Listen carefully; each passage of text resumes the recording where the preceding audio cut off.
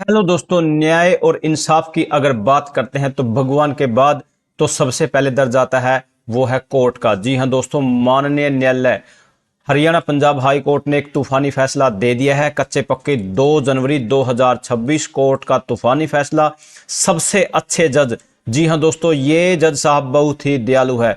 जी हां दोस्तों, लगातार मेरे पास मैसेज आ रहे थे, सर हमें हटा दिया गया है, सर हम जॉब सिक्योरिटी कब मिलेगी, सर हमको रेगुलर कब किया जाएगा, हमें ये कब होगा, हमारा वो कब होगा। जी हाँ दोस्तों, कहीं ना कहीं एक इंसान को अगर इंसाफ चाहिए तो वो कोर्ट का दरवाजा खटखटाता है और कहीं ना कहीं उसकी वहां पर उसको न्याय इंसाफ मिलता भी है। जी हाँ दोस्तों, आप कच्चे कर्मचारी हो, रेगुलर हो या कॉन्ट्रैक्ट बेस पर हो, डीसी रेट हो, पार्ट टाइम या अन्य किसी प्रकार की आउटसोर्सिंग पॉलिसी पार्ट 1 पार्ट 2 या एक ठेकेदारी प्रथा पर लगे हुए हो तो फटाफट से चैनल को सब्सक्राइब कर लीजिए। जी हाँ दोस्तों, 2 जनवरी 2026 आज की डेट है और 2026 एक बेहतरीन खुशखबरी लेकर आता हुआ नया साल, एक बेहतरीन खुशखबरी के साथ मैं आपको दिखाने वाला हूं। इसके बाद मैं आपको एक और इंफॉर्मेशन दिखाने वाला हूं, एक और धमाकेदार। दशकों की सेवा के बाद भी कर्मियों को अस्थायी रखना असंवैधानिक। जी हां दोस्तों, पंजाब एवं हरियाणा हाई कोर्ट ने दैनिक वेतन, कैजुअल और अनुबंध कर्मचारियों के अधिकारों को लेकर अहम निर्णय सुनाते हुए कहा कि राज्य वर्षों तक निरंतर सेवा लेने के बाद कर्मचारियों को अस्थायी बनाए रखकर अपने संवैधानिक दायित्वों को नहीं बचा सकता। जस्टिस संदीप मोदगिल, जी हां दोस्तों, ये बेहतरीन जज ने 40 से अधिक याचिकाकर्ताओं के समूह को एक साथ निपटारा करते हुए कहा कि इस तरह की नीति मनमानी होने के साथ साथ संविधान के आर्टिकल 14 एंड 16 के तहत समानता के अधिकार का खुला उल्लंघन है। याचिकाकर्ता राज्य के विभागों में water pump operator, pump operator व अन्य के पदों पर कार्यरत हैं। यहां पर उसमें सीपीएलओ, क्रिड पंचायत लोकल ऑपरेटर के बारे में भी डायरेक्टली बोल दिया गया है। सीपीएलओ क्रिड पंचायत, जिसके अंदर कईयों दशकों केस हो रहे थे, उनको भी न्याय की उम्मीद थी। कहीं ना कहीं उन सभी के लिए भी बोल दिया भाई इनको कम से कम तो मिनिमम वेज तो दे दो। उनको 6,000 रुपये में सरकार कैसे लगा सकती है, कैसे रोजगार दे सकती है, वो कहीं ना कहीं एक शोषण था। अब यहां पर जैसे शब्दों के पीछे छिपाकर अनिश्चितता में नहीं डाल सकती। और यहां पर हाई कोर्ट ने की याचिका स्वीकार, 6% वार्षिक ब्याज समेत सभी लाभ देने की प्रक्रिया पूरे करने का निर्देश दिया।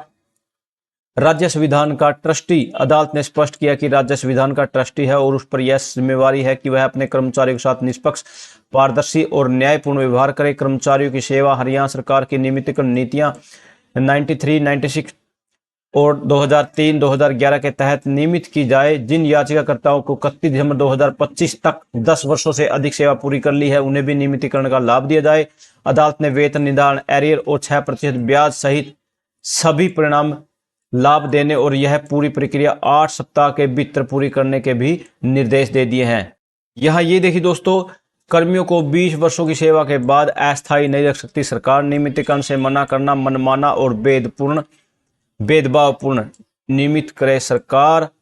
कोर्ट का ये आदेश दे दिया गया है डायरेक्टली। इसके अंदर दैनिक वेतन के कैजुअल सरकारी कर्मचारी के लिए यहां दूरगामी असर वाला फैसला सुनाते हुए पंजाब एवं हरियाणा हाई कोर्ट ने पंजाब को वन विभाग में वर्षों से कायद दर्जनों कर्मचारियों की सेवाएं नियमित करने के निर्देश दिए। कोर्ट ने स्पष्ट किया कि दशकों तक सेवा लेने के बाद भी नियमितीकरण से इनकार करना मनमानी है।